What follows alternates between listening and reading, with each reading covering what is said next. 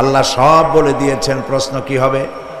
তোমার যৌবন, এ ব্যাপারে প্রশ্ন করা হবে। কোন পথে ইনকাম করেছো প্রশ্ন করা হবে। কোন পথে খরচ করেছো প্রশ্ন করা হবে। দ্বীনের ইলম যতটুকুন হাসিল করেছিলে তার কতটুকুন নিজে পালন করেছো, আর দ্বীনের দাওয়াত কতটুকুন মানুষের কাছে পৌঁছায়ছো, প্রত্যেকটি ব্যাপারে কিয়ামতে আল্লাহর কাছে জবাব দিতে হবে। এই জন্য কবি বলছেন, আমল সে জিন্দগি बनती है ये जन्नत भी व जहन्नम भी ये खाकी अपनी फितरत है ना नारी ना नूरी। মানুষের জীবন আমল দিয়ে গঠন হয়, আমল দিয়ে জীবন গড়ে, নইলে এই মাটির তৈরি দেহ জান্নাত আর জাহান্নামের কিছু দিয়ে তৈরি হয় নাই। আপনি ইচ্ছে করলে দেহটারে জাহান্নামের জন্য উপযোগী করতে পারেন, ইচ্ছে করলে এই দেহটাকে জান্নাতের জন্য উপযোগী করতে পারেন।